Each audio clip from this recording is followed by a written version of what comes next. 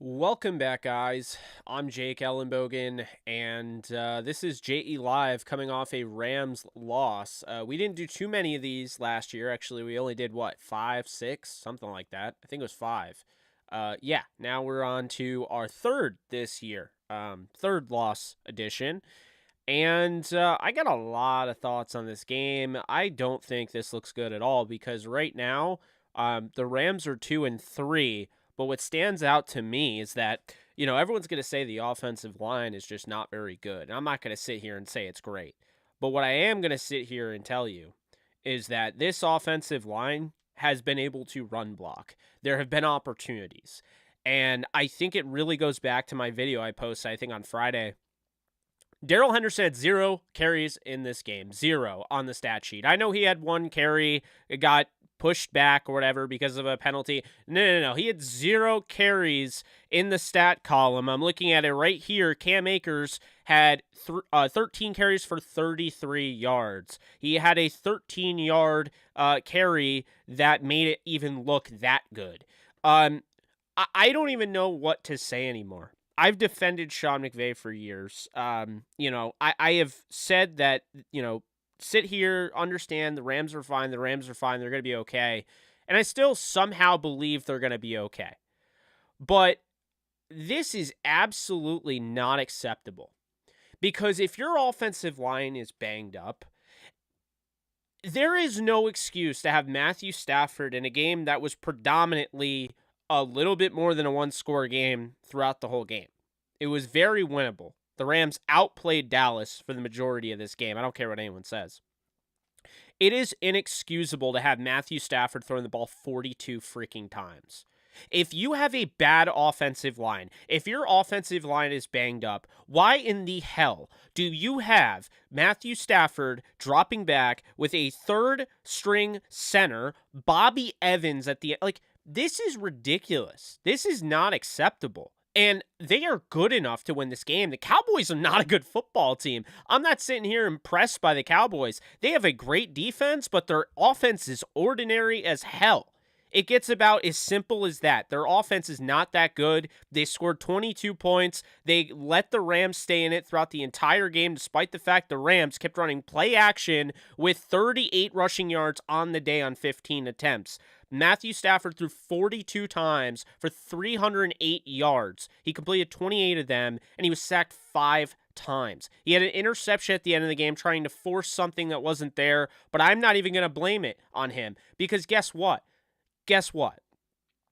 Their lack of establishing the run early on against the 27th ranked run defense is the reason that they were in a position where Matthew Stafford, despite the fact they're constantly getting pressure, had to throw to win the game, to even be in the game. That is not acceptable. What did I say on all my shows? I said they got to run the ball and they got to play bend don't break defense. They got to force Cooper Rush to beat you with his arm. Cooper Rush wasn't beating you with his arm. He went 10 of 16 for 102 yards, was sacked 3 times, didn't throw a touchdown, didn't have an interception, he had a forced fumble. He didn't do anything.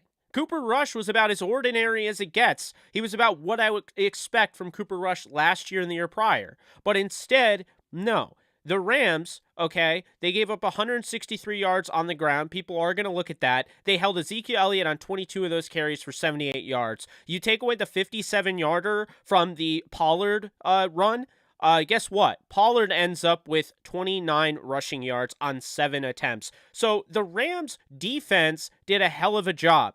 I thought they were great. They had one mishap on that run. They should have made tackles. They didn't. The Rams dominated the game pretty much, in my opinion. You look at the total yards, 323 to 239. They had the same amount of drives. The Rams averaged more yards per play. They had more first downs. They had better third down efficiency. They had better fourth down efficiency. They just didn't run the ball. And what it came down to is, once again, they didn't run the ball and then the turnovers. And they continue to trot out the lesser running back. I'm not going to say Cam Akers is terrible. I'm not going to say they should trade Cam Akers, but I'm at my wit's end with this. I'm completely sick of this.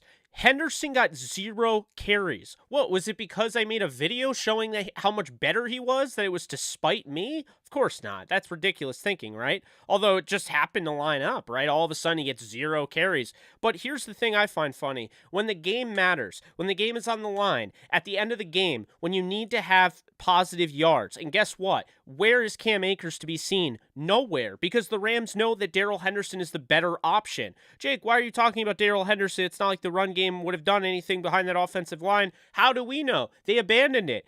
Akers ran 13 times for 33 yards. Okay, he's not it. He missed 4 times. He missed a wide open hole. Oh my God, I can't wait to look at the film because I'm literally going to show you that it is ridiculous at this point. Stafford was under pressure the whole game. He had some crazy throws. He had some crazy opportunities that he forced himself open. But at the end of the day, Stafford did miss some throws, okay? And at the end of the day, I think a big thing here, it's very simple. They don't run the ball enough. I know Sean McVay wants to be a pass-happy guy, throw over the top, all that. Yeah, I get that. But they need to run the ball. And there is zero excuse that they didn't run the ball against the 27th ranked run defense. 0. Dallas was 30th in the league in DVOA when running to the left side. I can't wait to see. I don't even think the Rams ran to the left side once. Did they even watch the tape of last week and the week prior? I mean, I hate to be that guy. I don't want to get blacklisted by the Rams because if they ever see this, they're probably going to never allow me to cover whatever. They're probably not going to be happy about what I'm saying, but I got to be honest here. This is concerning. This is a pattern. I've been defending Sean McVay for years, and it's not the offensive line is trash. It's not they can't throw the ball. They're moving the ball. They continue to move the ball. 28 of 42 for a touchdown interception. The Rams had 308 passing yards. You don't have 308 passing yards if you're not running the ball. The problem is, or throwing the ball. The problem is they're not running the ball. They're abandoning it. And it's just the same thing that my video brought up. I wouldn't be bringing up Henderson for my ego. I bring up Henderson because if you had him running the ball, the run game sets up the play action. And instead, the Rams are running play action with no run game. You can't run play action with no run game. You can't. You can't do that. No defense is going to bite on that because you're not giving them the reason to. You're not running the ball. You're not keeping them honest. And this, my friends, this right here, exactly what I'm saying right now, is going to be the main reason why it is imperative that they change what they're doing. Because guess what? Okay? When you run with only Akers, he had 13 carries. How many snaps did he get the ball in the receiving game? Let's see. He had 1 target, 0 catches, 0 yards. You threw it to him once. How about the rushing? Okay, he had 13 carries for 33 yards. So basically, the way it's working is that Henderson is out snapping Akers. When Henderson is on the field, Henderson is being used in pass pro, and he's being used to run routes, pretty much be a decoy and a check down, and he's not running the ball. Now, understand what I'm saying here. It becomes incredibly easy to telegraph exactly what they're doing when you literally have one guy coming in every time they're running the ball, and then the other guy comes in every time they're passing the ball. Because immediately you're sitting there like, oh, it's easy to figure this out now. They throw the ball when Henderson's in. They run the ball when Cam Akers is in. They're not going to throw the ball when Cam Akers is in, or they're going to play action, and they're going to play action. All that does is take away time that you have to pass protect. So this is not acceptable. It's not. They should have won this game. They're a better team than Dallas. Dallas is ordinary. Their offense didn't do jack. Okay, I'm not impressed by Dallas. I'll be honest with you. Dallas Cowboys fans, they'll talk their stuff all they want, but this is not a good football team. I'm telling you right now, the Dallas Cowboys are not that great. They're not. The Rams had so many self-inflicting wounds, 3 turnovers. They abandoned the run right at the beginning of the game. Oh, by the way, Tutu Atwell, so you connected 1 out of 2 deep balls for 54 yards. Did you ever use him again? No, that was a novelty. We won't use him again. I'm sorry. I don't mean to be negative, and normally I'm not negative. But this game was probably the most frustrated I've ever been watching the Rams because they have too much talent to be losing to a team that doesn't have as much talent as they do. Look, at the end of the day, when you look at this Cowboys defense, Trayvon Diggs gave up almost 200 yards in the first half. You should win every game when you're literally you're going at their number one corner. Trayvon Diggs has looked like a stud to this point in time, and he looked like last year with giving up a ton of yards, no interceptions, and he gave up over 1,000 yards last year. He gave up almost 200 yards in the first half. I mean, guys, when you look at this game, who is the reason they won this game? The Rams beat themselves and Micah Parsons, who I got to tell you, Donald's amazing. I'm not saying he's not, but Micah Parsons is the closest thing to Aaron Donald when he is gone. When Donald is out of this league, Micah Parsons is going to be dominating this league. He is unbelievable. He is injured, and he had 2 sacks in this game. You can't block him. He's the best pass rusher not named Donald in the NFL. He's the best defensive player not named Aaron Donald in the NFL right now. Micah Parsons, Defensive Player of the Year, put it to the bank.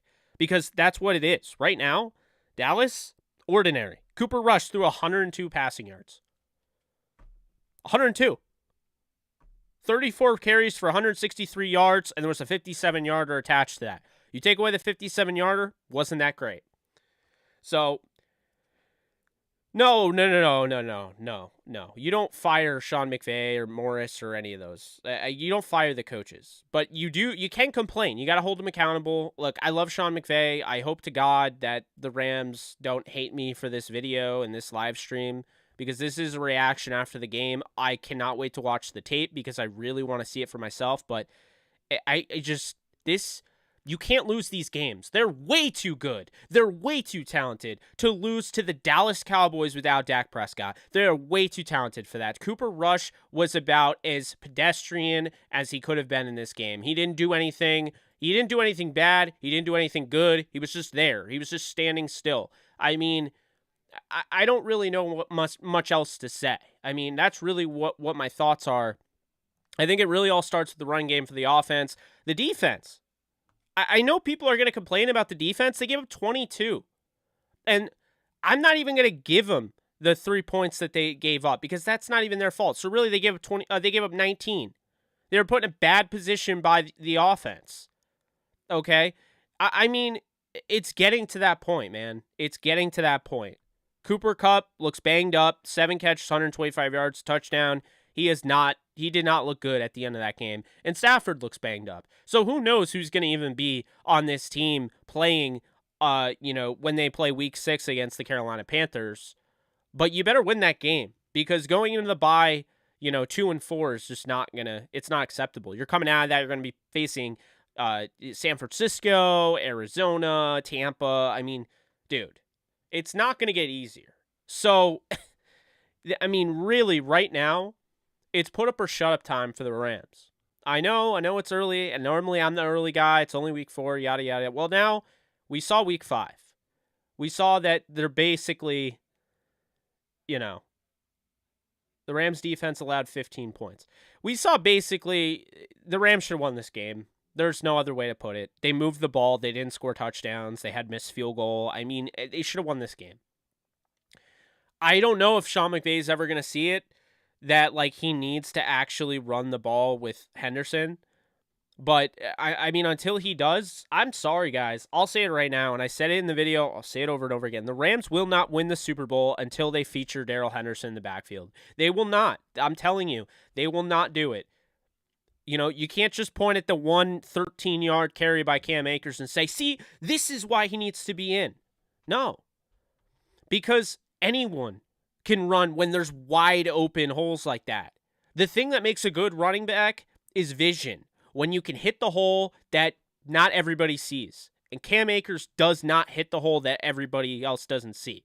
Henderson does. I already have video evidence of that. Check out my video on my channel if you don't believe me. I did 30 hours of work into it, so there's that. Sorry, I hate to be so negative again. I really do feel bad. I know you guys are looking for, okay, let's see more positivity. But I can't sit here and be like, oh yeah, I literally told them exactly how they needed to win. I understand the Rams aren't going to listen to me, but on multiple shows, I said exactly how they needed to win. I brought into the account analytics and tape, and they just totally ignore it. They didn't do anything. And it bothers me because, again, Blaine Grisak brings it up. I bring it up in my video. 30th against the run to the left end. Do you think the Rams ran to the left once? Maybe. I don't recall it. So they barely run to the left, okay? And then you want to say, not you, but you want to, like, oh, the offensive line's the problem. We're going to use the offensive line as the scapegoat. I'm not saying necessarily you guys, but I've heard fans say that. The offensive line is not great. But you can't just blame the offensive line anytime there's pressure. This is a very good pass rush that was going to get to Stafford with or without a good offensive line. That's what people forget. So do you know how you negate a good pass rush? It's very simple. You run the freaking ball. Okay? Do you know how you get those play action passes to work? You get the play action passing game to work, literally like I said on 5 different shows. You run the ball and you actually establish the run. Running the ball and not getting yards is different. Oh, well, Akers only had 13 carries for 33 yards. Like, you can't run the ball against this offensive line. They have another running back. They put in Malcolm Brown in shotgun formation. I really don't know what to say anymore. I don't. Everything I'm saying, I've been saying for weeks now.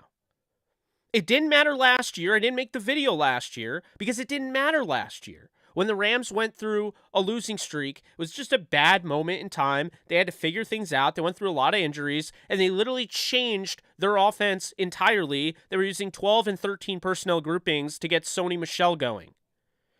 They finally found something in week 2 against the Falcons. It was that fullback Skoranek look, and then they went away from that. Because you know what? That's what the Rams do. When things start working, they go away from it. Apparently, when there's clearly, there's a resume on film, run to the left because the Dallas Cowboys can't defend that to save their lives. Just go look at Fournette, go look at McKissick, go look at Gibson. Anybody that's played, I don't care. Any running back that's played against Dallas has had success running the left side. And they didn't take advantage of it. I don't know what to say. I'm scared that they didn't pick up on that. That's something that you would expect a genius to know easily. And they didn't pick up on that.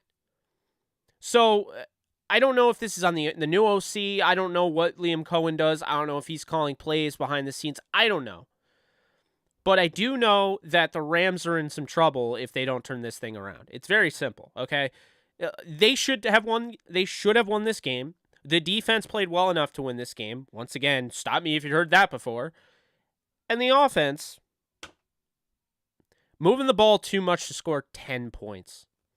That's just not acceptable. That's disgusting. That's really disgusting. I mean, I felt like they were going to win this game, but at the same time, I got a weird feeling about Dallas. I didn't think they would lose 22-10. That's pitiful, man. That is pitiful. You lost by 12 against a team that you're better than. We're going to be looking back at this at the end of the year and probably be like, how did they lose this game? Why did they lose this game? I don't buy Dallas. I don't think they're that great. I really don't. And I think the Rams will probably get things going after the bye. If I'm being honest, I'm pretty optimistic in general. I get that, and I know I sound really pessimistic right now. Right now, I'm frustrated, but I really do believe that the Rams are going to get things going after the bye. The question is, are they going to go and repeat? Are they going to win the Super Bowl? Are they going to run it back? That matters between if they get Van Jefferson going because he could come back healthy, and then they don't know how to use him. They don't know how to use Allen Robinson. I can't imagine how they know how to use Van Jefferson right now. But say they get him back, they play him exactly how they want to. That's one thing. The second thing is OBJ. And the third thing is actually running the damn ball with Darrell Henderson. Until they figure that out, I just don't know if they're going to win the Super Bowl. It's really sad to say. I hate saying it, but Cam Akers is a... I don't even know if he's a starter. He's a good backup.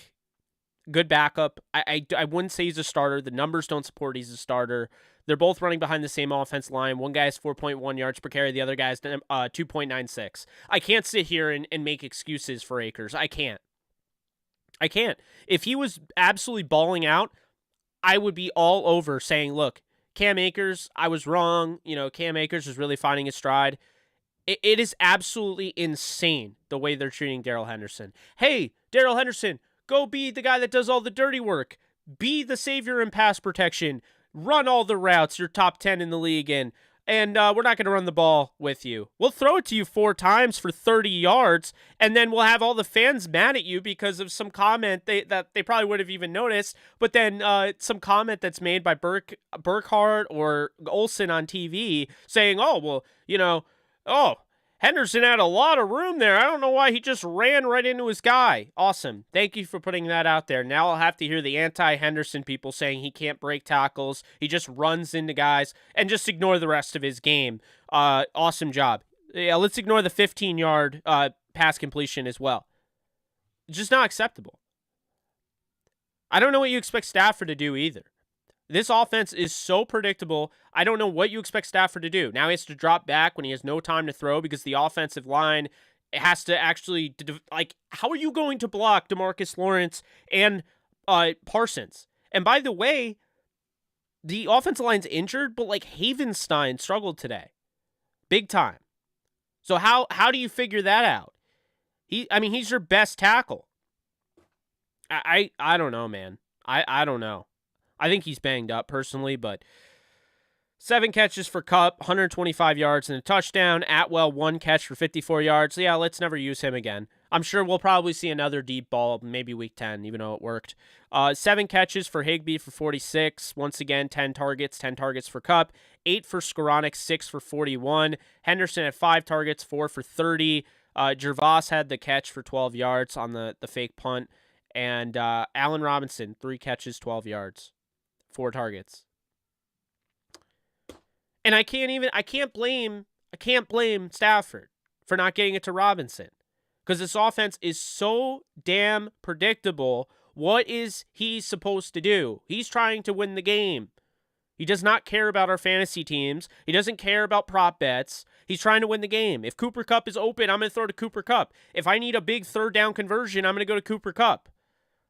The way Skoranek is playing, I'm going to go to Skoranek. 6 out of 8 targets. But I'm sorry, it's gotten to that point where it's I can't blame Stafford for not getting it to Robinson when this offense is so predictable. I don't know, guys. I did not think before the season we'd be sitting here week 5 with a 2-3 Rams team, the other team I cover being 3-2. I did not think the Jets would have a better record than the Rams at this point in the season. I also didn't think we'd be talking about a defense playing this well, okay, and an offense struggling to score touchdowns. 10 points, 9 points, 20 points, 31, and 10. So the Rams have one game. The Rams essentially have one half. The 31 points. They have one half where they scored, I think it was 21 or 28. So they have one half where they went off against the Falcons. And aside from that, the rest of the year, 9 points, 10 points, 10 points, 20 points. The offense is the problem. It's not the defense. You can complain about the bend don't break all you want. You can say fire Raheem Morris all you want, whatever. The defense is the only reason this team isn't getting blown out. The defense is the only reason this team didn't lose 34-10 today. The defense is the only reason this team didn't lose 34-9 against the 49ers. The defense is the only reason they beat the Cardinals. The Rams scored 20 points in a game that the defense literally did not allow a touchdown to the Arizona Cardinals. The Falcons game. That was an offensive game, but the defense had to come through at the end. And they didn't give up all those points because you had the block punt. Interceptions, things like that. In the Bills game, that was a 17-10 game. Offense wasn't moving the ball. Defense got exhausted. The tackling has to improve, but that's not why they lost today. I'm sitting here without any words. Somebody this genius, somebody this smart, Sean McVay, that's not a knock. That's not a knock. I believe he is an absolute genius. I think Sean McVay is one of the best coaches in football. But right now, he can't stay out of his own way. And I love him, but I just got to say, I got to tell it like it is. I'm not going to lie here. Cam Akers had 2.5 yards per carry in this game. Cooper Kupp outcarried him one time for 4 yards. I mean, Powell slipped and had a positive yard. He had more, like, I don't know, man. I don't know. Really frustrating. Really frustrating.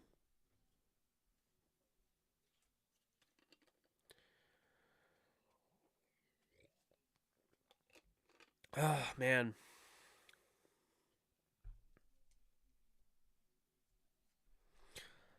Can't wait to look at this tape. I don't. They need the bye now. I don't know. I honestly am out of. They're 1-2 at home.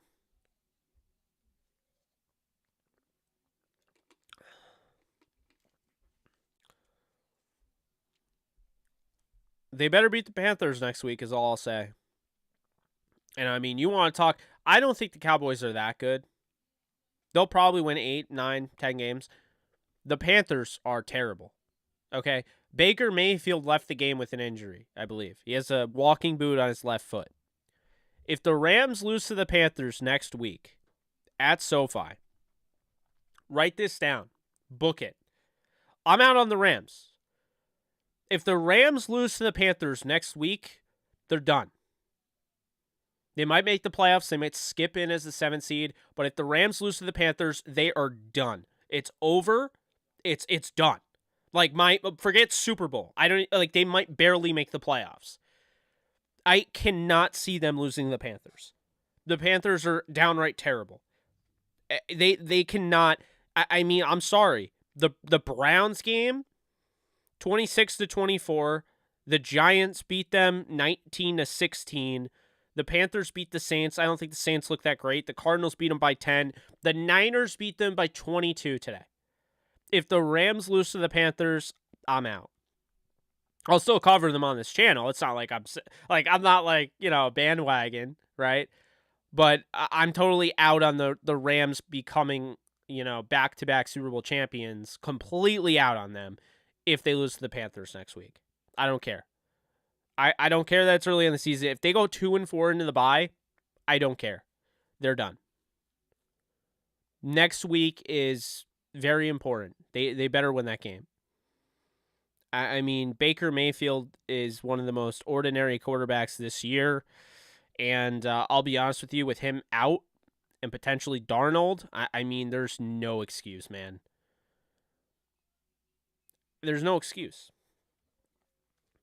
And if they don't run the ball with Darrell Henderson next week, if he goes 2 straight games with 0 carries, when he's the one that you have there in the late game situations when you need the best running back on the field, I might blow a gasket on DTR, believe, Rams. Man, I already am about to. I'm so pissed because, like I said, there's no reason they should have lost that game to the Cowboys. None. I don't know, man. Very frustrating. I mean, it's the same stubborn 11 personnel. You're running. I know the Kupp touchdown happened, but I'm gonna be honest with you. In the effort of transparency, because that's how I am. On the 3rd and 2, where they went for it empty set, and they didn't run the ball, I was furious. It ended up working out with the Cooper Kupp touchdown, but I'm like, you're at your own 25, and you need a first down. Why do you, we don't have the pass protection, so let's go empty set. That's another thing, by the way. You look at the end of the game, Darrell Henderson going out for the pass. It's like, why is Henderson not being asked to pass protect when Bobby Evans is in? Why is Bobby Evans in? That's the better question. Why was Bobby Evans in over Ode Abushi? I mean, you probably lost Edwards for a while. If that's concussion, he's going to be out for a while because that's his second, potentially. I don't know. Damn, I'm so mad.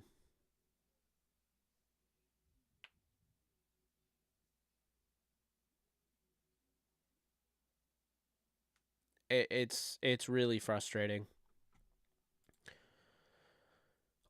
People are coming after Les Snead and just the makeup of this team. That's where I lose you. Look, this roster is very talented. At the very least, if you want to say this roster isn't good enough, at the very least, acknowledge that there's so many injuries. Okay, if you say the roster right now isn't good enough, it's because they're banged up. Oh well, the Rams should have they should have drafted an offensive lineman. What do you think they did?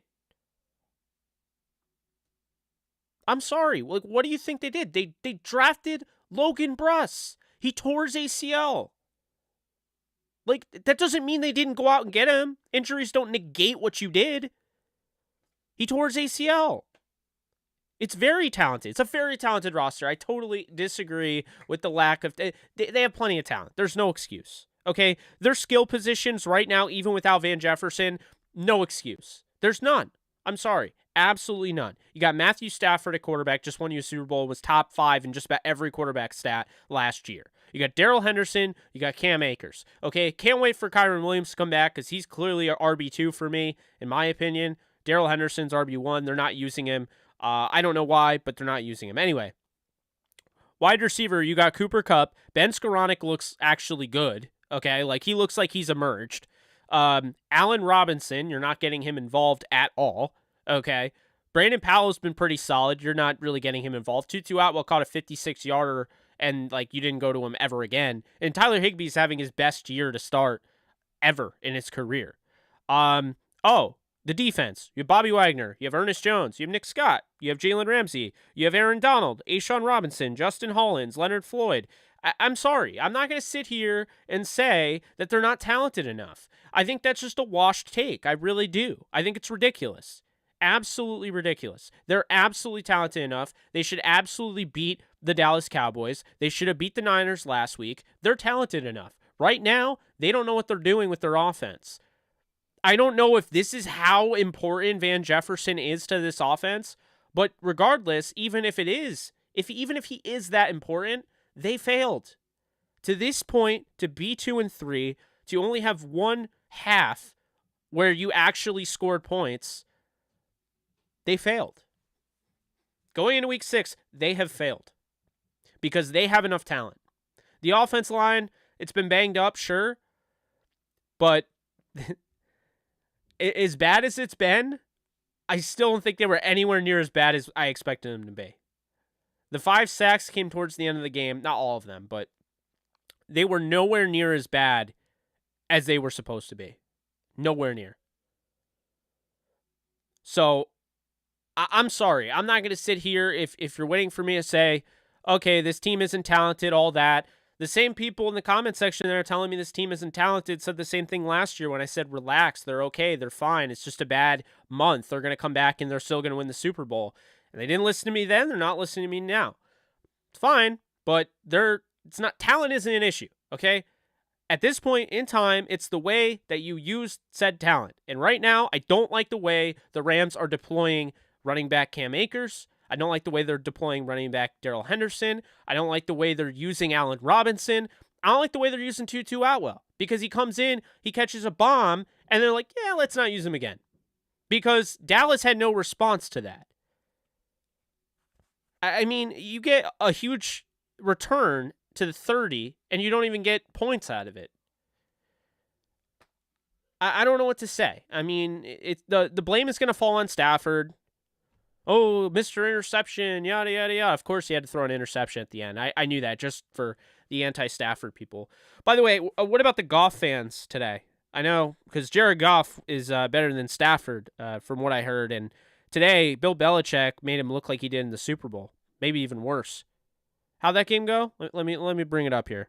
Let's see here. Use my iPad. That was 29-0. Oh, how did Jared Goff do? Behind a way better offensive line. 19 of 35 for an interception, 229 yards. He was sacked twice and has 6.6 QBR.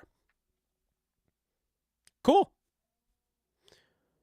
I heard he was better than Stafford last year, so, I mean, I guess that we've lowered the standards. I don't know.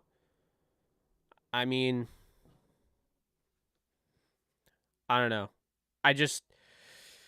Man, frustrating game. Frustrating end to the first 4 games of the year. First 5. And yeah, I'm fed up. I'm very fed up. Henderson didn't get a carry after I put that video out there. I can't help but think. I know it sounds crazy. I just can't help but think. I've also had multiple people telling me, "Hey Jake, you probably ruined Henderson's you ruined Henderson's target share for the rest of the year by making that video. Now Sean McVay is going to go out of his way to make you look stupid."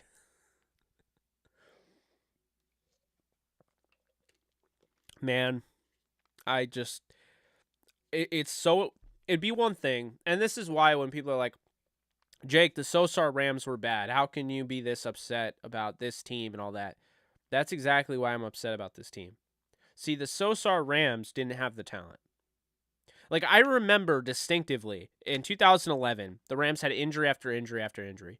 Josh Gordy was signed like off his couch to be the starting corner. They lost Danny Amendola. They lost just all sorts of guys, right? But even when they lost Danny Amendola and they lost Denar Alexander, I mean, those were like our stars on our team. If you looked in Madden every year, whether it was Donnie Jones or Johnny Hecker, the punter was always our highest rated player. That's not this team. It's not. This team is way too talented. That's why I'm frustrated. That's why I'm pissed off. That's why I continue to complain, because I wouldn't be complaining if there wasn't a clear, obvious solution. But there is. If you're sitting here and you're like, "Oh, Stafford just ain't it." Stafford is it. He's hitting these throws, and then like they're just putting him in really bad situations. I just don't know how you run play action without actually running the ball and expect a team to freaking buy on that. Like, what? I don't know, man. I think they get so obsessed with these looks that they get, trying to outsmart the defense. They get cute, and it just kills them. But God, it has to stop. Run the damn ball with Henderson. 4.1 yards per carry or 2.9. You tell me, which guy do you want running the ball? Do you want a guy that's going to get you maybe 3 yards or a guy that's going to get you 4.1? Do you want a guy that gets you more yards before contact or after contact? Do you want a guy that spends more time behind the line of scrimmage, or do you want the guy that actually spends fewer seconds behind the line of scrimmage? Do you want the better pass protector, or do you want the guy that's passive in pass protection? Do you want the guy who's a better receiver that saved the Super Bowl, or do you want a guy that's not as great of a receiver? Still a really good receiver, but not as great of a receiver. I don't get it at this point. I don't get it. Maybe make Henderson a receiver at this point. I don't know. I mean, he's a better running back, but you're never going to figure it out, apparently. Or if you have, you just don't have the onions to do it. I don't know, man. Not sure you've seen me this upset. And I think I'm hiding how upset I am because I'm live, but I'm still upset. I don't know, man. Giant hole for Akers, exactly. Giant, just gaping hole for Akers. Nope, nothing. Misses it completely, runs into the... Rams defense held Dallas to 239 yards, 10 first downs, touchdown, and only 2 drives longer than 35 yards, as Greg Beacham just tweeted out. And I agree with him. That is good. That is more than good enough to win almost any NFL game, especially against a average to below average offense in the Dallas Cowboys. I cannot even believe how bad this offense looks, because it's like they're moving the ball and they still look bad.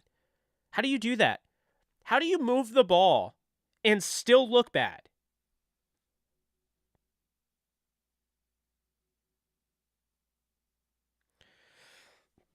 Man, I can't. Rams were 3rd against the run, 25th against the pass, 16th in DVOA defense. Cowboys offense was 17th in DVOA offense. Rams offense is 26th in DVOA going into this game, 22nd pass, 19th run. Cowboys defense was 5th in DVOA, 5th against the run, 5th against the pass, 25th against the run. They were 38th, or sorry, not 38th. There's no such thing. There's not 37 teams, or 38.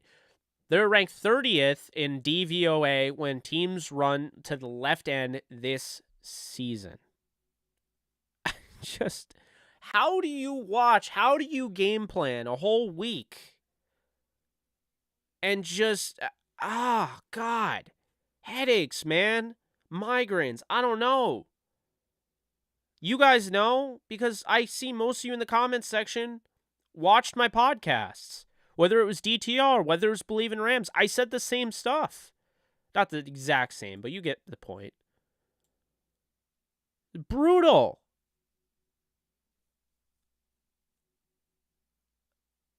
Oh, God.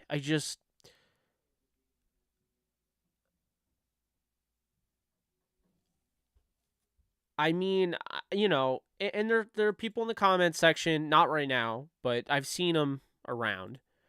And they're like, Jake, why do you, you're such a Cam Akers hater? No. Because I'm sitting here, I want him to succeed. If he's getting the ball more than Henderson, I want him to do well. I mean, that's the guy who's going to impact the Rams the most if that's who they're getting, if that's the guy who's getting the ball the most, I mean, my God, I do not care. I care obviously because Henderson is clearly the better back, but if Cam Akers ran for 150 yards and they won the game, I wouldn't care. As long as they win the game. Style points out the window. This is where we need to go, okay? This is what I'm going to say about this team. This team is past the days where you could sit there and the Rams are going to win, but now you're upset because they didn't throw to your receiver that's on your fantasy team. This team is past the days where you could sit there with your player props in your hand and you're like, oh yeah, come on, just give it to him one more time, or just pass it to him one more time, or just throw one more yard. That's gone. You're sitting there on your couch, at the bar, whatever, and you're just genuinely hoping this team can actually win. Because right now, 2-3, but you could argue they almost completely dropped the ball despite some incredible stuff out of the Falcons. I mean, some of that stuff was incredibly fluke, but they almost dropped the ball against Atlanta. And the game against Arizona, I mean, that could have been a problem. Cam Akers fumbling at the goal line. A drop touchdown by Kupp. A drop touchdown by A-Rob. I don't know, man.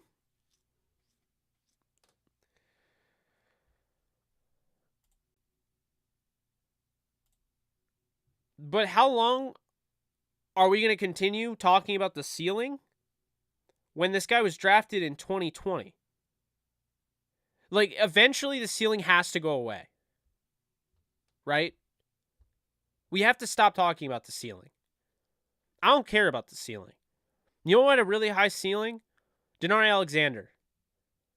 Jeff Fisher cut him. He went to the Chargers and went ballistic, and then he got hurt again.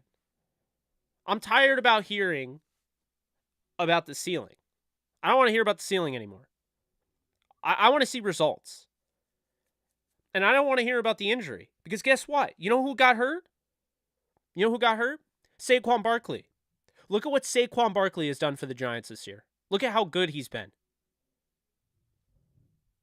He's been way hurt than Cam Akers. He's gone through way more than Cam. I'm not saying Akers' torn Achilles isn't bad. But I just do not want to hear about it anymore. Okay? If he doesn't have it, then the coaching staff needs to realize that they're causing games are being lost because they're killing drives. What are they? I want to see the numbers after this week. The Rams feel like the worst 1st and 10 team I've ever seen right now.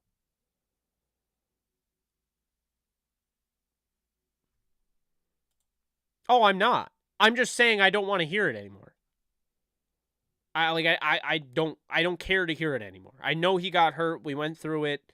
I feel bad. It was awesome that he came back. But I'm more, what have you done for me lately? Thank you for donating, by the way. I don't think Eric Fisher would be that much of an upgrade. There's a reason why the Colts, with all their offensive line woes, they didn't bring him back. Thank you so much for donating, Joe. I'm not gonna lie to you. I don't know if there's a particular guy that you make a trade for if you go 3-3. I mean, like, who are you gonna trade? You know what I mean? Who are you gonna go after? The issue that I have is not the talent. Everyone talks about the pass rush. Everyone talks about getting pass rushers. I'll be all over Brian Burns. If they go out and get Brian Burns, sign me up. But right now, keep this in mind. The defense isn't the issue. Maybe you have to get a little bit better pass rush, but pass rush came at Cooper Rush today. Cowboys' offensive line hasn't been great, but it's been okay. It's not been terrible. They did a nice job getting after the quarterback. Defense was really good today. Who do you add? People talk about, oh, I want Kareem Hunt. How does Kareem Hunt help you? Think about it. How does he help you? Because Sean McVay doesn't even run the ball as it stands right now. So Kareem Hunt would just be a receiving option, which Henderson already is. They don't even use him that much. So I don't know. I don't think Kareem Hunt would help you. I don't think he's available either. The Browns used him today. He ran in for a touchdown. I don't. There's got to be more realism when you're trading for guys. You can't just get whoever you want. The team has to feel the need to trade them. Like, if you're not, to me, if you're looking at, Christian McCaffrey, if you're looking at Brian Burns, you're in the right area because these guys right here are on the Panthers. And if the Rams beat the Panthers next week, they're 1-5 on the year. That's a team that has candidacy to trade away a player. But if you're not bringing up a team like that and you're bringing up a team that's winning, I don't like the Browns. I don't think the Browns are that good, but the Browns have been in every game. They're not trading away key pieces. And God, we got to put the Saquon Barkley thing, you got to put away the Saquon Barkley thing.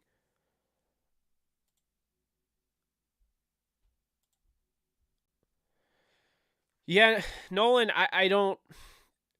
Find me 1 week where Christian McCaffrey hasn't been on the injury report.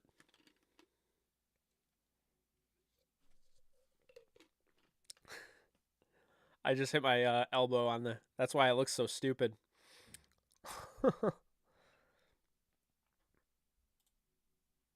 Oh, man.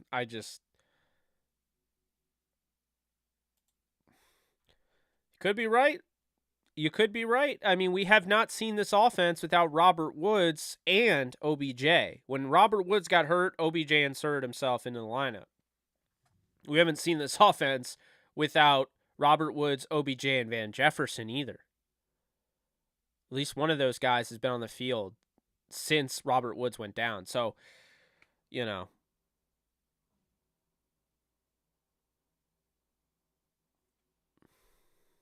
Nope, you're right. No excuse. None. Zero. By the way, the game was close. This wasn't a blowout. They could have run the ball at any point. Henderson gets his first carry that's called back due to a penalty in the fourth quarter.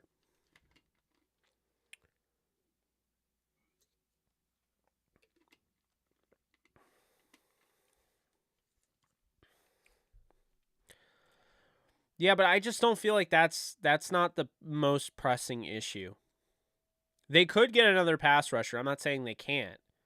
But right now, if you're looking at the Rams, their most pressing issue is their play calling, which nobody changes. They got to figure that out on the offense. I do not like the offensive play calling at all. You don't run the ball, then you run play action. I mean, mind you, the Rams don't have great running stats. Akers is averaging less than 3 yards a carry, and Henderson's averaging 4.1, which is pretty much average. A little bit, maybe a little bit above average. I don't know. That's kind of murky. But the point is, They're not like dominating. My argument for Akers and Henderson, my argument for Henderson is this. When they give Henderson the ball, it's once in the first quarter, once in the second quarter, twice in the third, once in the fourth. There's no rhythm. He gets a nice run, he's out of the game, Cam Akers is in. You see it. Every game has been that way, except this week because they didn't run him. That's my biggest concern. I mean, you could argue even Akers, as much as I hate to say it, because he hasn't played well at all. But Akers, when he's in, how can you gain any rhythm when they don't run the ball consistently? Let's be honest here. They tried to be a pass-happy team. We talked about all offseason that they were going to try to be that.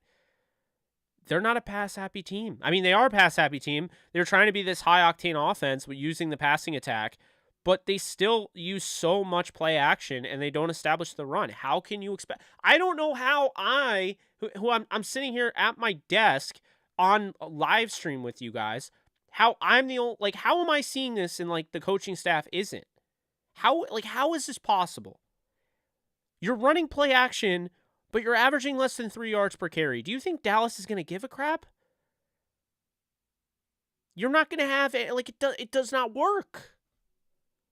And then the jet motion, it's I don't know, man.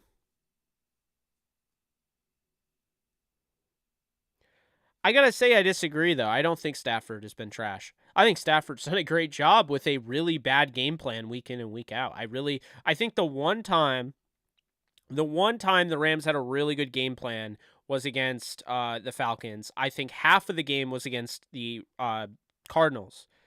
Their game plan was really good against the Falcons. But fullback Skoranek was working, so let's stop using it.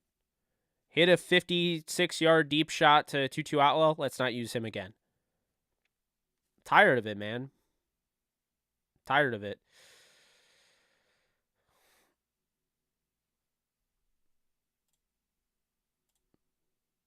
So he ran into a guy, and now you're done with him?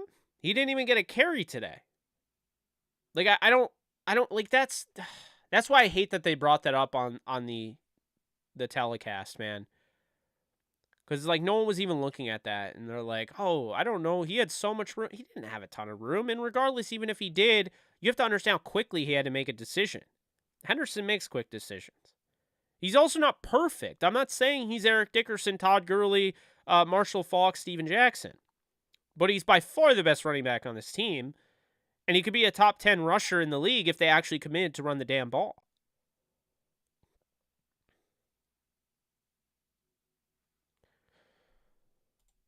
Yeah, Sosa's my guy. We just disagree on Henderson. That's all. We just disagree.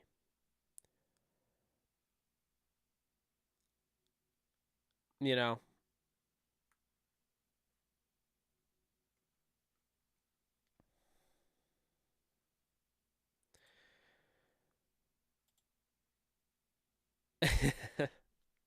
Well, I keep it real. That's why we do JE Live. See, here's how it works. JE Live is my raw reaction. Right after the game, I have no chance to process everything, calm down. I'm just chilling, kicking back, drinking a Snapple, and just talking with you guys, interacting with you guys. When it's Downtown Rams, I've had almost a full day, definitely a full 24 hours to process what happened. Okay? Full 24 hours to process what happened. And then Alexis and I record. So, I don't know.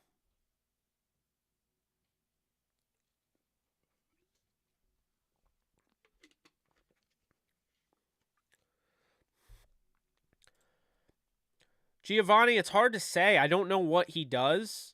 I know he helps design plays, but there's no way. I don't know if he has a ton of ownership on this or anything, but,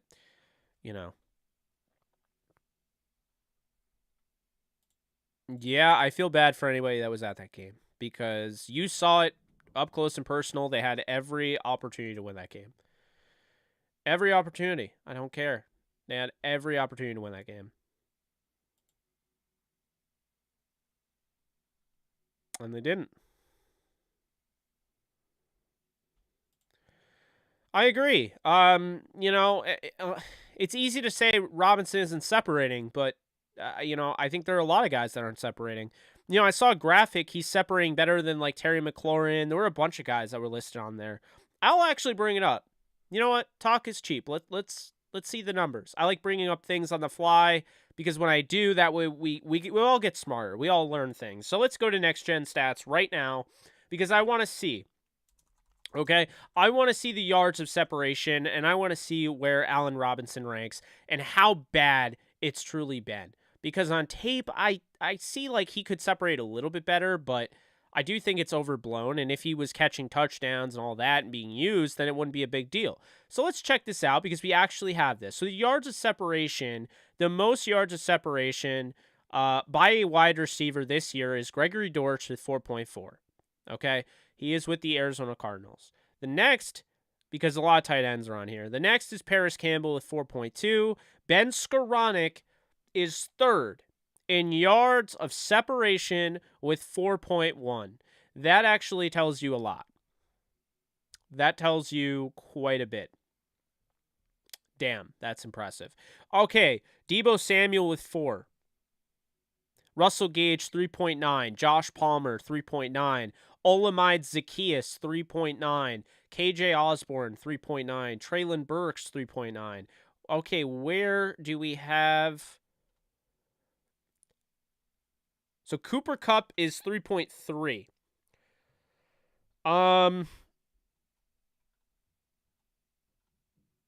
That's huge, by the way. Skoranek is doing such a nice job of getting open. My God. Third in the league. Third in the league right now. Obviously, this week doesn't, they don't have this week yet. I can't imagine, but maybe they do. I don't know. So Allen Robinson has 2.5 yards per separation, which is a yards of separation per, route. Yeah, that's not bad. So essentially, Allen Robinson is tied with that of Amari Cooper, Adam Thielen, Matt Collins, A.J. Brown. Okay? He's got a better average separation than A.J. Green, Alec Pierce, DK Metcalf, Mike Evans, Ashton Dulin, Terry McLaurin, Tyler Boyd, Devontae Parker, Michael Thomas, and DJ Chark. So here's another thing, okay? And this isn't really Allen Robinson's fault, okay? The whole thing is Allen Robinson can't separate. Oh my God. Yeah, here's the thing about Allen Robinson, okay? Allen Robinson never did separate. This is why I don't think many people watched Allen Robinson. I really don't. People didn't watch Allen Robinson. Like, I've been watching him since Penn State. So, Allen Robinson was not a speed guy. I believe he ran a 4.6 40, was not a speed guy. He used his body to box out defenders like he was a power forward or center going up for a rebound. I continue to use that analogy because it's the best analogy. That is what he's been throughout the course of his career. It's what he was when he had 1,400 yards, Blake Bortles throwing him the football. Okay? So, Allen Robinson is not a separation guy. And yet, he still, keep in mind, still has more average separation than that of Michael Thomas, DJ Chark, Terry McLaurin, Devontae Parker, Tyler Boyd, Kyle Pitts will even throw in there, Mike Evans, DK Metcalf, Alec Pierce. Interesting, right? So, look, that's not his trait. That's on the Rams for not getting him involved in different ways. See, Allen Robinson, they're trying to use like he's Robert Woods, and he's not. I keep saying this. They're not using him like Allen Robinson should be used deep down the field. Contorting his body, staying in bounds, catching deep passes down the field, catching 50-50 balls, turning him into 80-20. No, they're using him in quick slants. They're using him in digs. So, it is so simple, man. They're not using him well at all. They're using him the way they used Robert Woods. So when OBJ comes back, maybe OBJ takes over that role and he has more, he has more success because he's more explosive. Or maybe Van Jefferson does. And then they have Allen Robinson going deep down the field. I don't know. I don't know what they're going to do. But right now, they don't use Allen Robinson the right way. And for those that still complain about Skoranek, I don't know why. He's third in the league in all wide receivers in separation. I'm a little confused why the average cushion here, Equanimous St. Brown, teams play an average of 8.3 yards off of Equanimous St. Brown. That's kind of weird. So, I don't know, man.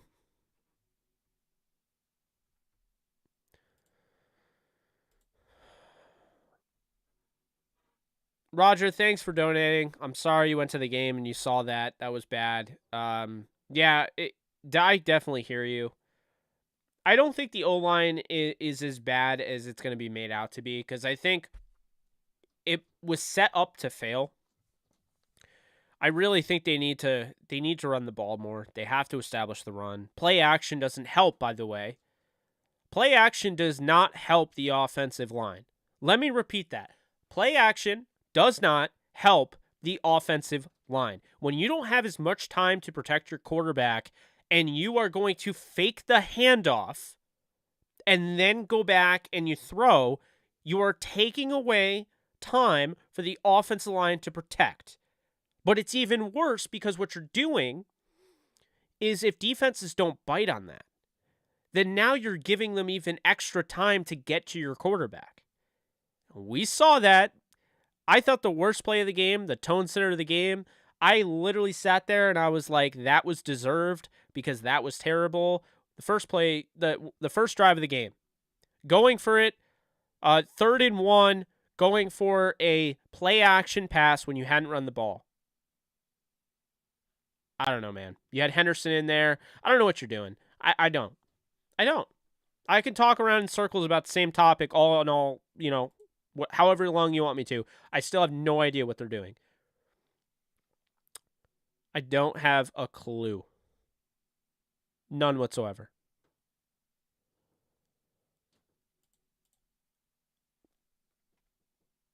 Man, it's really, really frustrating. Really frustrating. Oh, man.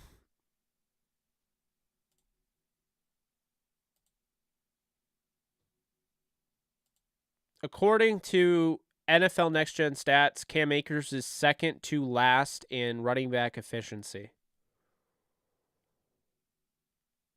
Oh, by the way, these stats are updated.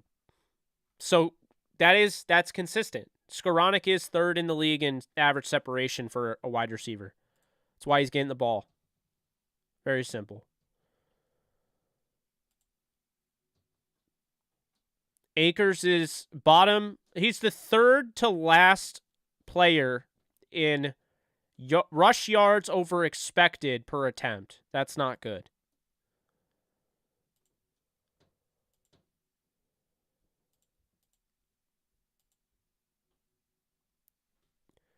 And right now, Akers is bottom, 2nd to last in the league in yards per carry. I don't know.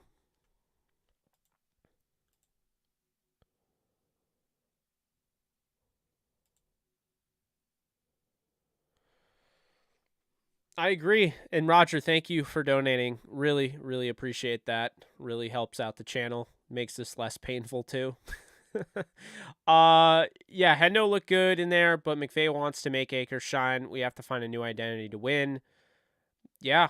And it's gotten to the point where we're trying to do something here where it's like we want to have a feel-good moment for Akers, but it's killing the team. I mean, it's killing drives, effectively killing drives. I have all the stats to back it up.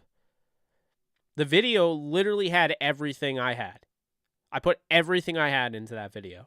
There's no metric, nothing that goes against what I put out there with Cam Akers versus Henderson. Nothing. There's nothing to say. There's nothing to say that Cam Akers is better than Henderson.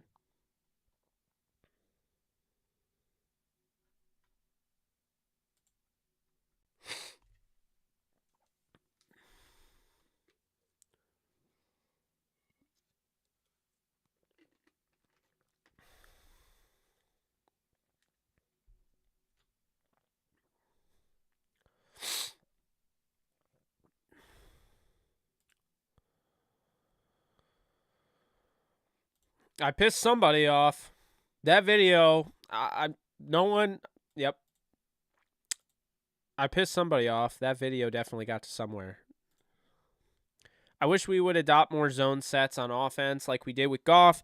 Zone pass, zone run, even RPO. If the line can't sustain blocks, yeah, I agree. No, I absolutely agree with that, but they're not, you know.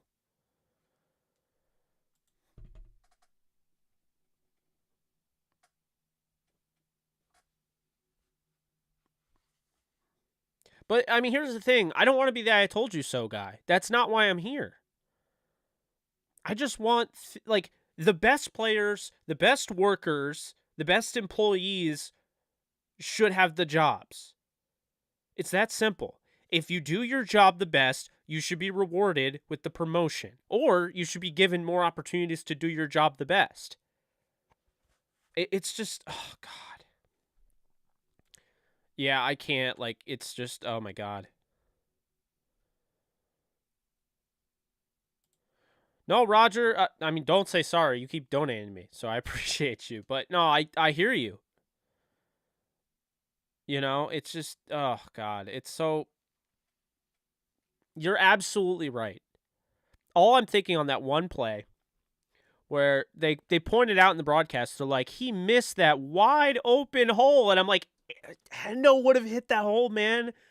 The reason why he doesn't hit home runs is because every time he runs, you know, he hits the hole, and then there's a guy there. Like, he never gets the opportunity where he hits a hole and everybody is already in the other side, and so there's no, he never has daylight on that level. So painful, man. And then, you know, like I said, I'll get people that are like, you're way too pro Henderson. Like, you got to give Akers credit. He had a good run. The point of the video was not to trash Akers. We all know Akers, when he's playing well, is a good back. Guess what? That's what it entails to be a professional. But in order to be the best of the professionals, or in order to be the starting professional, you have to be consistent, which Akers is not. So Akers is talented. When Akers gets in the open field, he can make guys miss. You know, when he's able to run through defenders, I mean, he's talented. He has good moments. But it's like you need to see it consistently. And when you don't, and the other guy's consistently doing it, you have to be like, what the hell?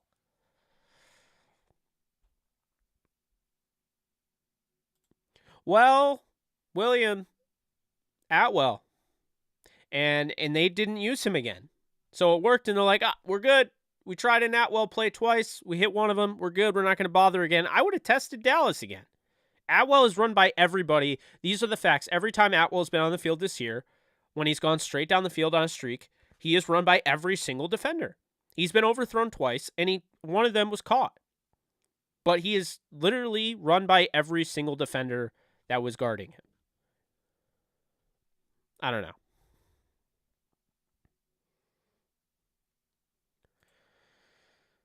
Yeah, I'm not trying to make fun of McVay or I love McVay.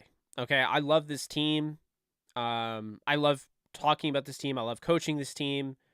And I'm at the point where this is why I'm frustrated, is that I love this team so much, and I love this coaching staff, and I love these players, and I'm not rooting against anybody.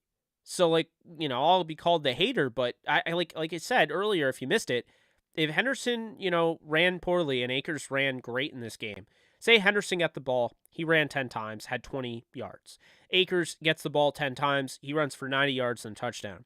I'd be okay with it. As long as they end up winning, I don't care. If he's the better back, I'm going to tell everyone he's the better back, and Henderson's the better pass protector, whatever. But that's not the case right now. And, why am I talking about the running backs? Because the running backs are the focal point of this offense, or at least should be. The reason we're having this discussion today, the reason the Dallas Cowboys fans get to, celebrate like they won the Super Bowl is because they did not run the football. And they didn't run with their best running back once. That's inexcusable. What's up, Jake? Shake my head. It infuriates me that we don't use Hendo. He's our best back. Like, at this point, McVay is being stubborn. We all know it. Damn. I know, right? It's painful. No Hendo. Quick screen pass to the sideline that rarely work. Lack of commitment to the run. Sad. Yep, and amazing how a guy who's very similar to Henderson in that he's not a guy that blows you away with his speed. He has great balance. He hits the holes. He's just quick. Alvin Kamara, the Saints know how to use him. They know how to use him in slip screens. They just know how to use him. Henderson, they just have not gotten the most out of. And then people will throw in my face, well, he has never had 1,000 yards. How is he going to get 1,000 yards? They're never going to feature him. He's had 2 games where he's had 20 carries. He's 8 games where he's had 15. How can you ever have 1,000 yards with that type of opportunity? I don't know, man.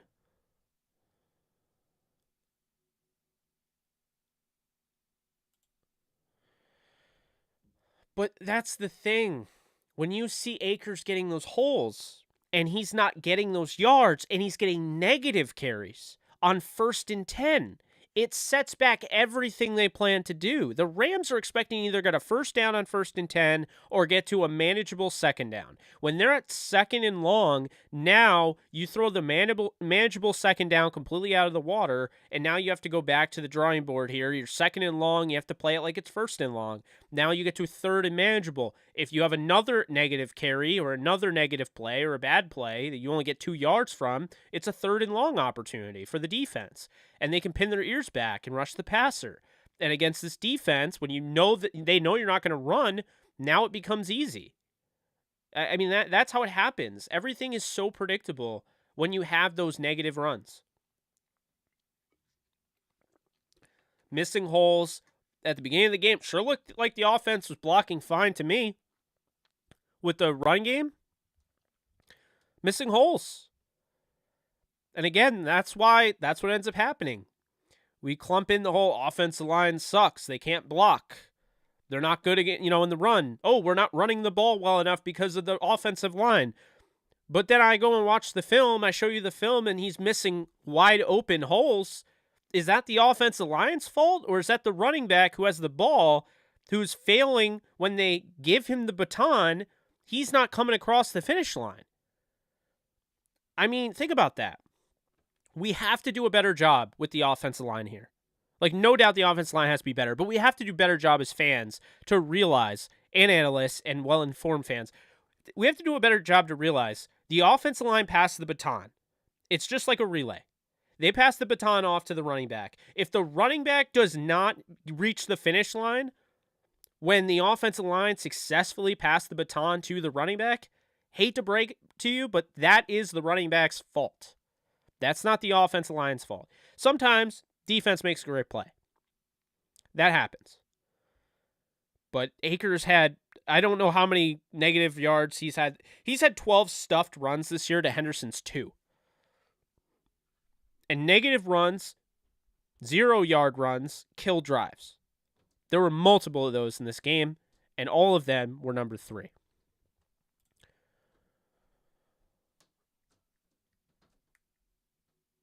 That's another thing. The shotgun.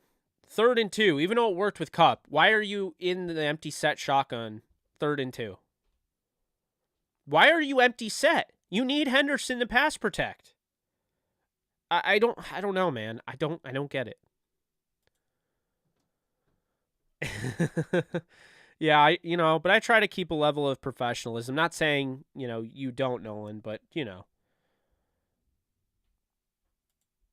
Love you too. Appreciate you.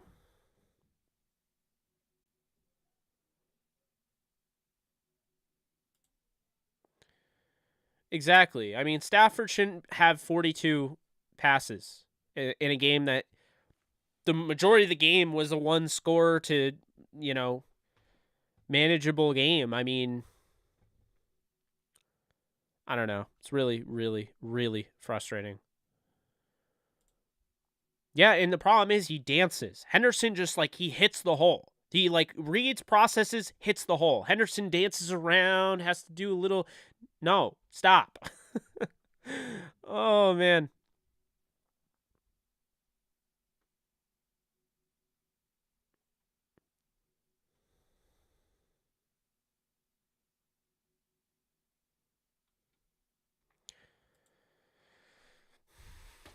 I mean, they are because they have him going out there. They're not. They don't see. I heard the argument originally.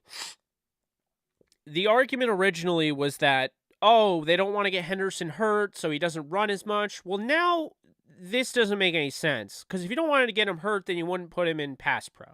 You wouldn't have him dominating the snaps. He's doing all the dirty work, and Henderson. All right, more baseball analogy. You ready for this? Henderson's playing the field. Henderson's going out there and playing center field, okay? He's playing catcher. He's taking on all the dirty work of a baseball game while also having to go up and hit.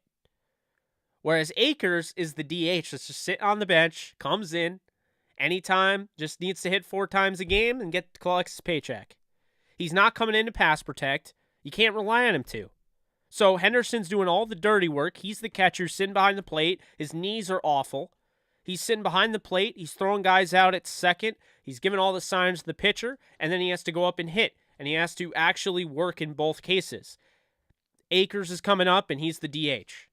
All he has to do is he has to hit the ball. That's all he does for a living. He has to hit the ball. And Akers, when he comes up to the plate, doesn't want to just hit the ball. He wants to hit the home run. So what this means is that basically Akers then turns into the home run hitter. And if he's not a home run hitter, he's a strikeout machine. So if he's either hitting a home run or strikeout, well, how does that really help you? Meanwhile, Henderson is the catcher behind the plate that throws guys out. He can help you defensively behind the plate, but, wild pitches and whatnot, gets in front of it. Like pass protection, gets in front of a guy, protects his quarterback, he protects the backstop. And then in addition to that, you look at Henderson, and he comes up to the plate and doesn't hit home runs, but he's a contact hitter. He gets on base, he steals bases, he does everything, and still at the end of the day, the fans say that's not enough, he's not good, he runs into contact, so, because he doesn't hit the home run, because he's not flashy, he's not good. Well, here's the fact, okay? That is the analogy the best analogy I can put forth. It's the baseball one. Henderson is the contact hitter. I'll even go a step further, okay? I watched a lot of Yankees baseball. I barely missed any games this year. You guys might not know, and I might be able to turn this into a Dodgers analogy for most of you LA fans. But for the Yankees, I'll tell you right now, Darrell Henderson is Isaiah Connor-Falefa, okay? The shortstop for the New York Yankees. He is. No matter what IKF does, he gets a single into the gap, double, steals a base. It's always hate. He never gets his chance. He never gets talked about. The team's undefeated, by the way, when he hits a home run. But he never hits home runs. So he's not flashy. And then anytime he has an error, like Henderson had today running into a guy, catching the pass, everyone's on his ass. Everyone's on IKF's ass. Everyone's on Hendo's ass. But then you look at, the home run or strikeout guy, and that is Giancarlo Stanton. And Stanton's the big name. See, Stanton's the huge name. You all know Stanton. Stanton and Cam Akers. Big names, hit home runs. Stanton hit like 30 home runs this year. So Stanton sits there, and he's been striking out like crazy. I think his average is almost below 200 now. He strikes out like crazy. But when he hits the home run, everyone's like, oh, Stanton's back, baby. Stanton. When IKF hits a home run, everyone shuts the hell up. And they're like, oh, IKF hit a home run? Oh, my God. That's crazy. And let's move on to the next at bat. I want to see Aaron Judge hit. That's the best analogy I can make, okay? Best analogy that I can make for Henderson and Akers. Henderson plays the field. He does everything. He still gets shit on. Akers doesn't play the field. He DHs. And he's a strikeout or home run. And he hasn't been hitting any home runs lately. So he's pretty much a strikeout waiting to happen. He'll get a double every now and then or a home run and people lose their mind. But at the end of the day, Henderson is the consistent back. It's just like in the World Series. If the Yankees get to the World Series and they're playing the Dodgers, I don't care who else. I want IKF at the plate. I want Isaiah Kiner-Falefa at the plate, the guy who's the 280 hitter, 270 hitter, whatever, over the guy who's a 209 hitter that might hit a home run. That's my analogy. If you guys got it, awesome. If you guys don't, I get it too. Not everybody understands it, but that's the best analogy I can make. You guys let me know in the comment section. Dodgers fans, we're in the spirit of baseball. It is the postseason. I'm going to the Yankees Guardians game on Tuesday. But you guys, if you don't get it, drop your DH on the Dodgers that hits home runs but strikes out, and then drop the most underrated player on the Dodgers, who no matter what he does, he always gets hate. And that is Henderson versus Akers.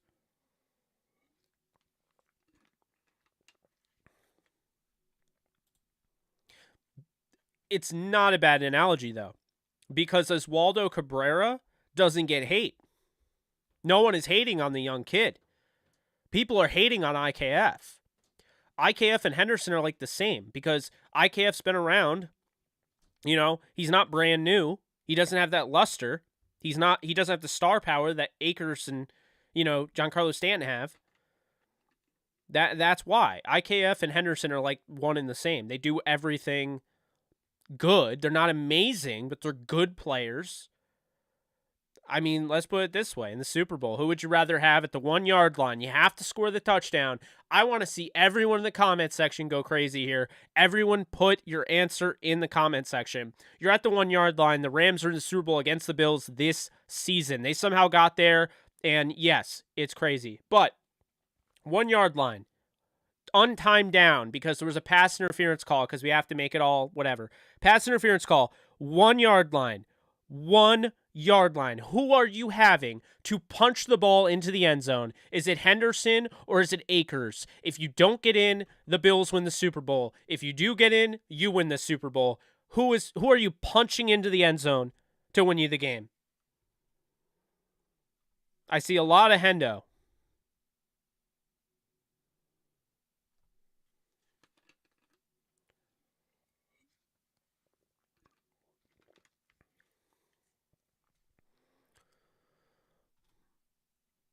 Cup, Brown, Marshawn, Henderson.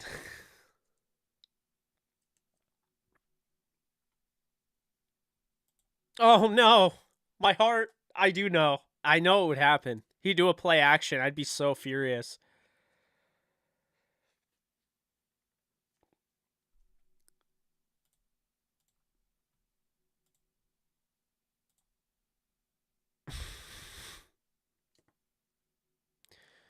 Well, you guys don't hate on Henderson, but I still see it all over Twitter. And I still see it all over Facebook hates Henderson. I don't know why, but Facebook Rams fans hate Henderson.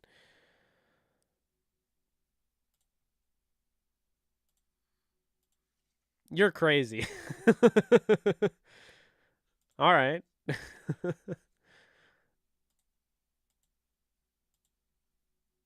Oh, man.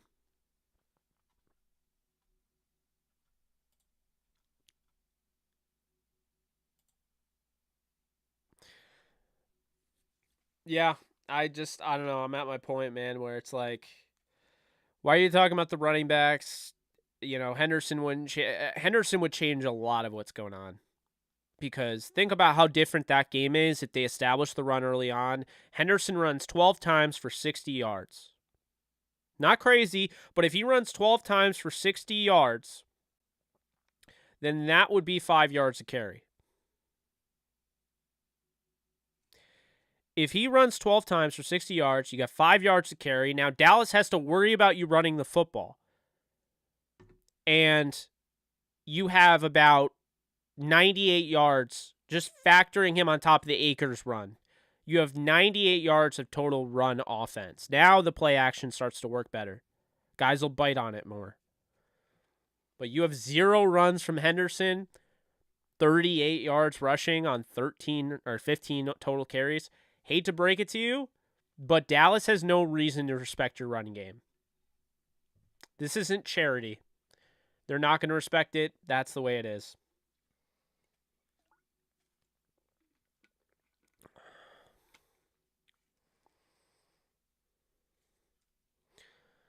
He really is. I just, man.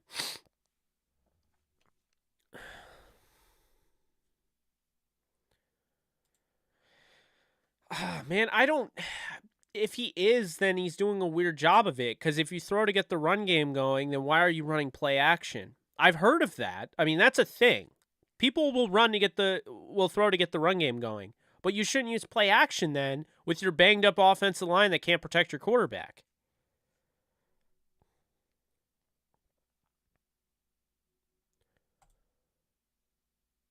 By the way, okay, Nolan is an FSU fan. So if Nolan is sitting here saying Akers ain't the answer, you don't realize how painful that is to admit that when you are a fan of the team that he came from in college. That's like me sitting here and like the Rams had a Kansas Jayhawk and I had to be honest and be like, he's not it. It's hard to do. But it's a sign that, look, if he's watched every single Akers carry. I've watched every single Akers carry I could find back at FSU, but I didn't have access to every single game. I watched about 14 games in all 22. He's got access, or he's watched every single Akers carry, and this is what he's saying. And now, this isn't anti-Akers propaganda. This isn't saying trade Akers. This is just saying give Henderson more than 0 freaking carries. It's not that hard. I still can't believe they did that. I cannot believe he got 0 carries in this game.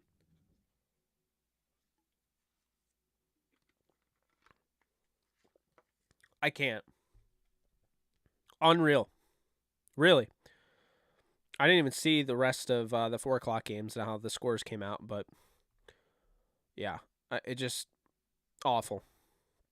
Ravens up 3-0. House of the Dragon comes out soon. That's really all I care about. Eagles held on to take down the Cardinals 20-17. Cool. Like to see that. Matt Amendola missed the game-tying field goal. That's brutal.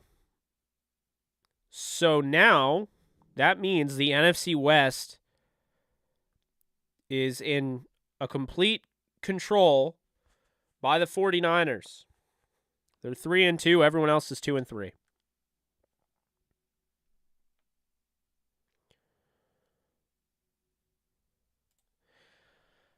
Yeah, I mean, if you're not getting teams to bite on it, no reason they're going to bite on a play action when you don't have a run game to account for that, then yeah, that's what ends up happening. You're absolutely right. It is incredibly frustrating.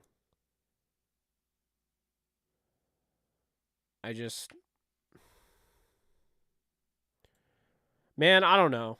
I had somebody say to me in the comment section on Twitter, they're like, hey, hear me out when I say this. Like, it might be higher up than Sean McVay that decides Akers carries. I don't know if that's the case. If that's the case, it's unacceptable. By the way, I know everyone talks about Akers being a second-round pick. They traded up to get Henderson in the 3rd the year prior. I'm sorry, but Henderson still has value too. I mean, clearly, because that's why he was in at the end of the game. Oh, God, so frustrating. Guys, I don't know if I've said it already. I don't think I have. It's been a lot of ranting, which I normally don't do. Actually, hold that moment. I'm going to look at this. Jake, should we reshuffle the O-line and move Noteboom to guard and put Jackson at left tackle? Also put O'Day in at right guard with Skura at center. We could use more vets on the O-line. Don't want to see Evans. I mean, O'Day, I think they keep the offensive line the way it is and just try to gel. I mean, Evans has to be supplanted for, like O'Day has to be in there. There's no doubt about it. But I like the idea. Maybe you look at Jackson being a left tackle if Noteboom doesn't improve. I also have to see the tape. I have to go and look at the stats. All I could tell is that Evans didn't look good and Havenstein struggled. We'll see what ended up happening, but yeah, I think a lot of it though fell on the play calling.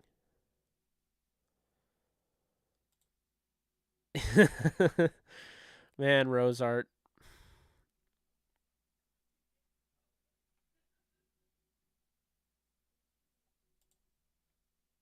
Yeah.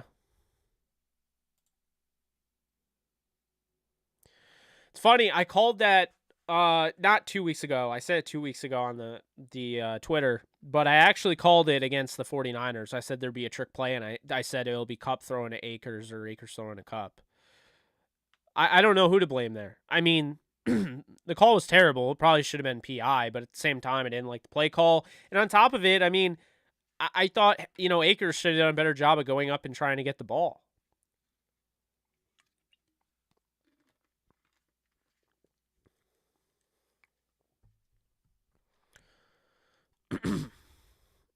um,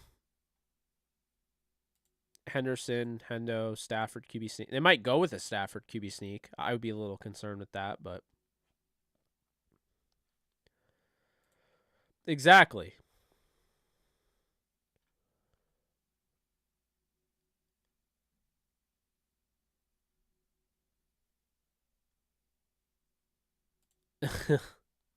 Guys, be sure to hit the thumbs up. I have not reminded anybody, but you guys have been so diligent as to have 88 people hit the like button. So please be sure to hit the like button. It does help out the channel a lot more than you realize. I'll keep that thing going until we get way more up here. I appreciate the 88. We got to get way higher. I want to see us get to 200. Probably unlikely because we got 207 people in here. We had over 300. We were approaching 350. I lost a bunch of people when I started going on that rant, but I know people are like, which one? But I might have to do one. I was gonna take this week off, but next week's my birthday week, and it's gonna be all hectic, man. Like my birthday is Tuesday. I'm celebrating with my family on Monday because I'm going to the Yankees and Guardians game on Tuesday. I'm going to a concert on Thursday, so I only have Wednesday and Friday, really. Oh man, it's gonna be hectic next week. Should be good though. Should be fun. Saquon's great. He'll just never be a Ram. Maybe he'll be a Ram someday, but he's not anytime soon.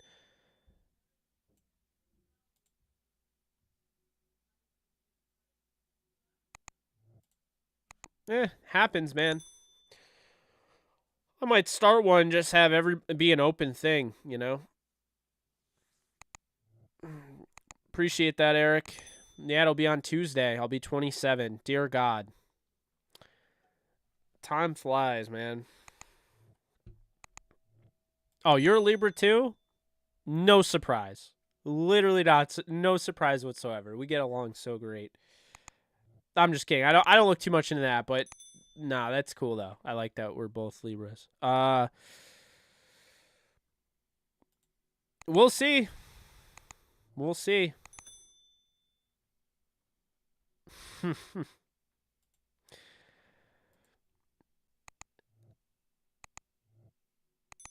So, I'll be honest with you guys. As negative as this has been, I've had fun talking with you guys. It's been fun, and I do think that the Rams are going to win against the Carolina Panthers. Okay? They're going to go into the bye 3-3. They're going to come out of the bye healthy, somewhat.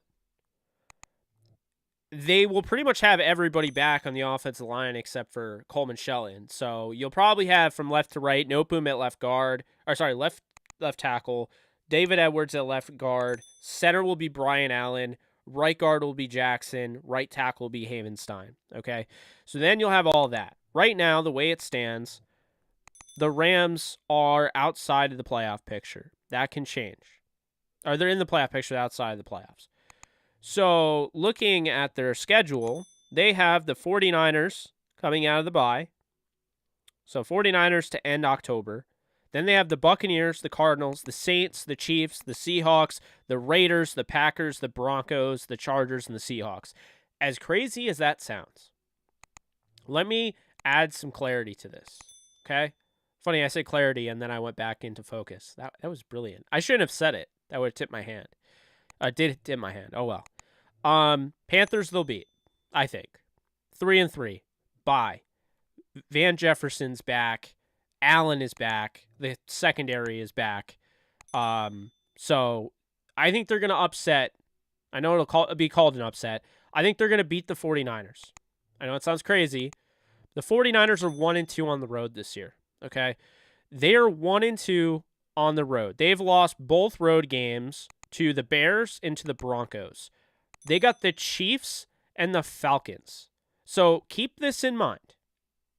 The Falcons have been playing good football. They're a better home team. That could be a tough game for the 49ers. And then they got the Chiefs. And I don't think the 49ers can beat the Chiefs. I don't. They're in San Francisco. I just don't see them beating the Chiefs. Chiefs are a good road team. So here's how I see it. The Rams will beat Carolina. They'll go 3-3 into the bye. The 49ers will either split the next two or they'll win or they'll lose both of them. Okay? So this is the thing. When you look at it, 3-3 out of the bye, Van Jefferson back, Allen, and the secondary. The Niners at this point in time are either 4-3 or they're 3-4. So there's a chance. Hello? Okay, cool. There's a chance that the Rams play the 49ers at 3-3 when the Niners are 3-4. They win this game. They move to 4-3. The Niners are now 3-5. Okay? Then they play the Buccaneers. They've had Brady and the Buccaneers number since he joined the team. Sean McVay's just had his number. Rams are 3-0 against Brady when he's been on the Bucs. I think they win that game. I'm not impressed by this Buccaneers team. I'm not. I think the bye is going to get them right. I really believe that. So then you come out of the bye, you've won 2 straight, you've beaten the Niners, you've beaten the Bucs, you'll beat the Cardinals. I think the Cardinals are a worse team than last year. I think they'll be a little bit better. I think they'll be a little bit better at this point in the season. They might have, I don't know if they'll have Hopkins back. They probably will. So let's say at this point, the Rams are now 6-3 beating the Cardinals. And let's just say they beat the Saints here. They are 7-3 going into the Kansas City game. In Kansas City, they lose a tough one. We'll just say 7-4. Seattle at home, 8-4. Raiders at home, 9-4. Packers on the road, we'll give it to them, 9-5. The Rams against the Broncos, you've seen the Broncos, okay? They can change, but I'm going to give the Rams 10-5 here. So 10-5, and then you got the Chargers on Sunday Night Football at SoFi, a team that I don't think looks that great. They keep everybody in it. By that time, I'm going to say the Rams are 11-5. And then the Rams against Seattle, worst comes to worst, they drop a tough one in Seattle to end the year, 11-6, so they win that, and then they're 12-5, just like they were last year. And oh my God, all of a sudden, this whole struggle gets figured out at the bye, and they go 12-5, like they were last year, and all of a sudden, it's like, it's gone. Like, oh my God, the panic, it's gone. Let's say they get OBJ right after the Raiders game. So he's back for the Packers game. Yep. I think this is an 11-6 or 12-5 ball club at the end of the year. Right now, the way they're playing, 10-7 and 9-8. But I think that they're going to go 11-6 or 12-5. I think they're going to come out of the bye, and I think they're going to be a much better team. They got to get healthy. Van Jefferson is going to be huge for them. This bye week is coming at the perfect time. It's quicker, right? It's week 7 this year for the Rams. Normally they don't have a bye that late or that early. They've had 11, they've had 12, they've had 9. I think they even had 4 one year.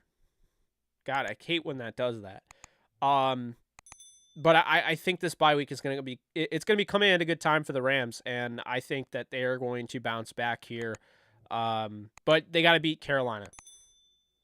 Bottom line, I said it. If they don't beat Carolina and they go in that bye, losing 4 games out of 6,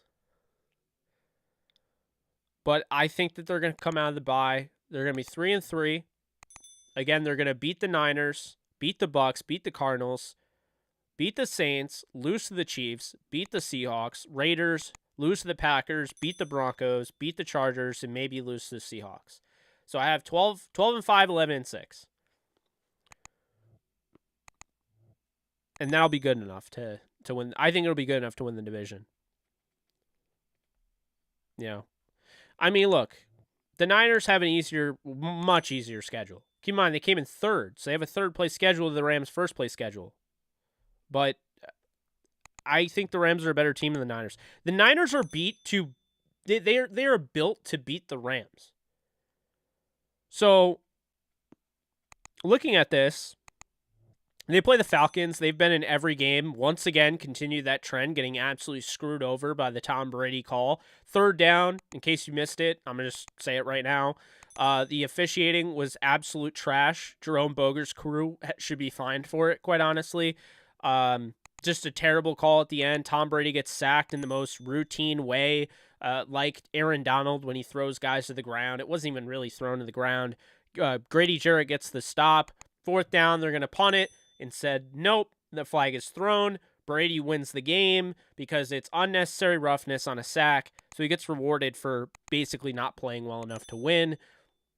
Stop me if you've heard that before. So the Falcons, like I said, every single game has come down to the wire for them. Even this game, where they had to come back. They were down 21-0.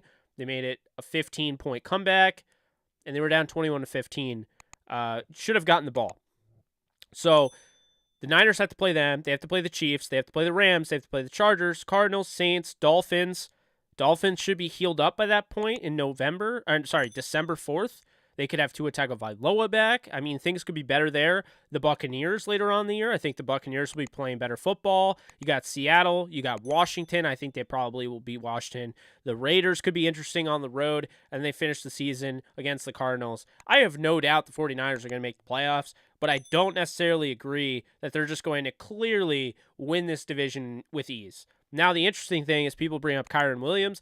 I don't know if he'll be back after the bye, but I think it'll be shortly after that. I think if you use Henderson the right way, then you get Kyren Williams going. You can use Akers as your third guy, get him going, and I think then you have a real committee backfield there. But we'll see. Either way, things have to change. They have to use Cam Akers. They have to beat the Carolina Panthers. They have to use Darrell Henderson. They have to beat the Carolina Panthers next week, and it's that simple. It's just that simple. They have to beat Carolina next week. If they don't beat Carolina, I think a lot goes out the window. They can still win. They can go to the playoffs, but I think that's just telling us that maybe this just isn't their year. But we'll see. They've been through a lot. They've gone through a lot of adversity. They faced it head on. They've gone to a Super Bowl without Cooper Kupp. They went to a Super Bowl without half of their team last year. They won a Super Bowl with hardly any receivers available, starting a safety who was 2 years out of retirement. I'm sorry. They've proven before that, you count them out. They've gone through a lot, and they can still make the Super Bowl. There's no reason to count them out. But if they don't win next week, even this somewhat optimistic, analyst/fan over here will start to count them out. So beat Carolina next week. Then you got the bye at 3-3. Not the greatest, but 3-3 you'll take. So that's my thoughts on that. But just to answer this real quick, Jake, if the Niners are built to beat the Rams, how is it that the Rams have a better team? That actually makes a lot of sense. The Niners are built to stop the Rams at what they do best. So what they're going to do is they are going to take advantage of the Rams' bend no break defense. They're going to take advantage of the fact that they don't tackle very well and get guys that make plays after the catch. They're not going to go deep down the field. They're not going to challenge the deep play. They're going to hit you. They're going to get rid of the ball quickly. They got guys like McGlinchey and Trent Williams when they're fully healthy to run block. The Rams haven't really been able to stop the run until this year. They're doing a nice job of it, albeit they have some slip-ups. But the 49ers are built to just run the ball right down your throat. And that's a thing that the Rams, they struggle with. Actually, funny thing is this year they don't really have the pass rush, and so it's actually worked out even better for the Niners. But that's why. They're not a better team. They're built to beat the Rams. They're a bad matchup for the Rams, but it's why they struggle against other teams, albeit Carolina is not a team you're going to struggle against, so wasn't surprised to see that. But, I just think after the bye week, you get all those guys back. You beat Carolina, you go into the bye, you get all those guys back, you get Stafford a week off, you get Kupp a week off. Hopefully none of those, guys are seriously injured. You saw Kupp was banged up a little bit, but we'll see. That's going to do it for me, folks. Appreciate it. You can be sure to follow me at JK Bogan. Be sure to subscribe to the channel if you haven't already. Be sure to like the video. We're at 114 thumbs up. Let's get that up. And yeah, I'll be back tomorrow with 2 podcasts. We got the DTR podcast. I'll be with Alexis. And then we got the Believe in Rams. I hope I helped you guys out a little bit. I understand losses suck. Trust me, it's a little hard. I'm not going to just pretend it's not to come up here and talk after a loss. But, I only did 5 times last year. This year I've already done it 3. But no, I'm not going to go cry. We're all good. But, I think final thoughts, I'll say I was pissed off, but I could definitely see this team coming out of the bye 3-3 and ripping off some wins. So, that's the way it is. So I appreciate you guys. Be sure to subscribe to the channel if you haven't already. Hit the thumbs up. And like I said, 2 more podcasts. Tomorrow, DTR. Tomorrow, Believe in Rams. And I might do call in. So I'll see you guys. You take care. And go Rams. Go Yankees, baby. I'm going to say it. They're my team. I know a lot of you are from LA, but rooting for my Yankees. I'll be there on Tuesday. So can't wait to see them. And I hope everyone enjoys the playoffs tonight. I think there's another game, and there's also a Sunday night game. Also, be sure to check out House of the Dragon episode 8. Looks amazing. I'm going to actually go and do that. So you guys take care. Later, folks.